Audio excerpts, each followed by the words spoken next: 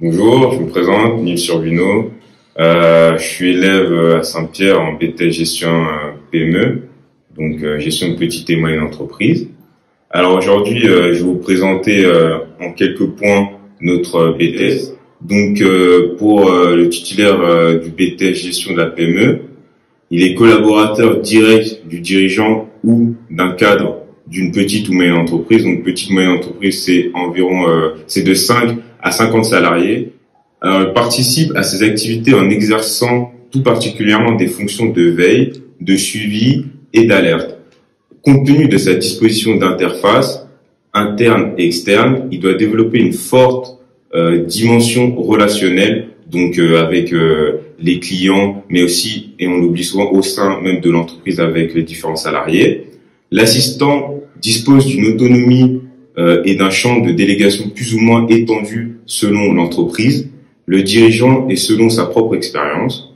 Son niveau de responsabilité peut s'enrichir au fil de son parcours professionnel.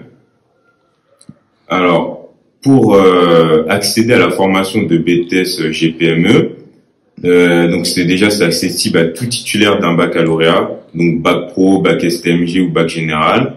Pour ma part, je suis issu d'un bac GA, donc gestion administration, et j'ai choisi le BTS GPME parce que c'est la poursuite de mon bac. Pour intégrer ce BTS, on vous demandera certaines compétences, donc s'intéresser au management et à la gestion des entreprises ainsi qu'à leur environnement économique et juridique.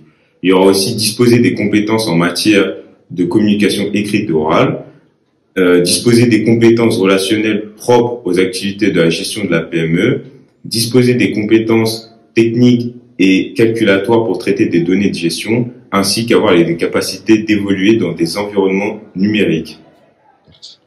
Alors, je vais vous présenter le programme et l'enseignement professionnel, donc à savoir les 4 principales matières qu'on va regarder durant l'année de BTS. Donc, on a géré la relation avec les clients et les fournisseurs de la PME, donc prospection, appel d'offres, etc.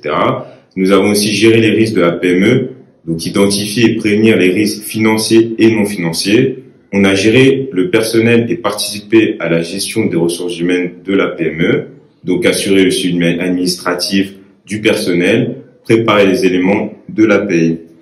On a aussi, pour terminer, soutenir le fonctionnement et le développement de la PME, donc représenter, savoir analyser, améliorer le système d'information de la PME, analyser l'activité de la PME, et etc.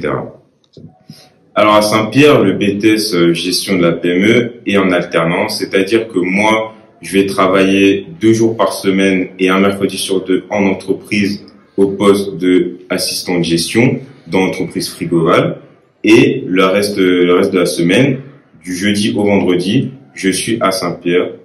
Maintenant, nous allons parler des débouchés et des métiers accessibles après le BTS GPME. Vous pourrez par la suite exercer le métier d'assistant de gestion ou d'assistant commercial.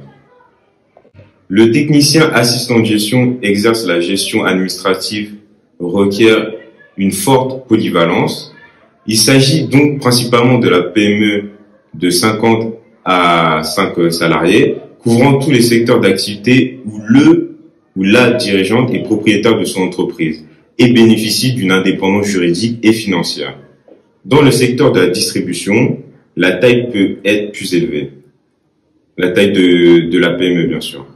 L'évolution de la carrière est souvent liée à la croissance de l'entreprise et ou la compétence de l'assistant de gestion.